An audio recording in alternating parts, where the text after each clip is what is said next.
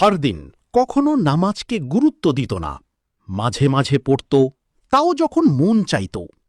তার মনে সব সময় একটা প্রশ্ন থাকত, নামাজ পড়ে আসলে কি হয়? এগুলো কি সত্যিই কিছু বদলায়? সে বিশ্বাস করত না, না গুনাহ মাফ হয়, না মন পূর্ণ হয়, এমনটাই ভাবত। কিন্তু একদিন সব বদলে গেল।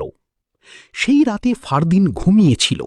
হঠাৎ করে রাত ঠিক ৩টা তার ঘুম ভেঙে গেল। কোনো শব্দ না, কোনো কারণ না, সবকিছু স্বাভাবিক, তবুও তার ঘুম ভাঙল। সে বিছানায় বসে থাকল কিছুক্ষণ। মনে অদ্ভুত একটা শান্তি, আবার অজানা এক প্রশ্ন, আমার ঘুমটা হঠাৎ ভাঙল কেন? ঠিক তখনই তার মনে একটা কথা উদয় হল, এই সময়টাই তো তাহাজ্জতের সময়। আল্লাহ এই সময় বান্দার দোয়া খুব ভালোবাসেন। ফারদিন থমকে গেল। সে নিজেই অবাক, আমি এসব ভাবছি কেন?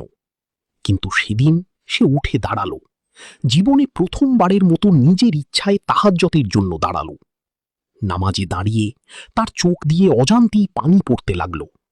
কোনো বড় দোয়া না, কোনো সাজানো কথা না, শুধু একটা কথা, আল্লাহ, আমি জানি না, কিন্তু তুমি আমাকে পথ দেখাও। নামাজ শেষে সে এমন একটা শান্তি অনুভব করল, যেটা সে জীবনে কখনো পায়নি। ফজরের আজান হল, সে আবার নামাজে দাঁড়ালো। সেদিন তার ভেতরে এক অদ্ভুত পরিবর্তন এলো। মনে হচ্ছিল বুকটা হালকা হয়ে গেছে, মাথা পরিষ্কার, মন ফ্রেশ, একটা অন্যরকম এনার্জি। ফারদিন চুপ করে নিজেকে বলল, আমি এতদিন কি হারাচ্ছিলাম? সেদিনের পর থেকে সে আর আগের মতো নেই। এখন সে প্রতিদিন নামাজ পড়ে, চেষ্টা করে তাহাজ্জত পড়তে, মাঝে মাঝে নফল রোজাও রাখে। সে বুঝে গেছে, যা সে কখনো বিশ্বাস করত না, সেটাই তার জীবন বদলে দিয়েছে। বিরম, সে শিক্ষা। কখনো কখনো আল্লাহ আমাদের এমনভাবে ডাকেন যেটা আমরা বুঝতেই পারি না, কিন্তু যদি সেই ডাকে সাড়া দাও, তাহলে জীবনটা সত্যিই বদলে যেতে পারে। বিরম, একটা প্রশ্ন তোমার জন্য, তুমি কি কখনো এমন কোনো অনুভূতি পেয়েছো যেখানে মনে হয়েছে আল্লাহ তোমাকে ডাকছেন?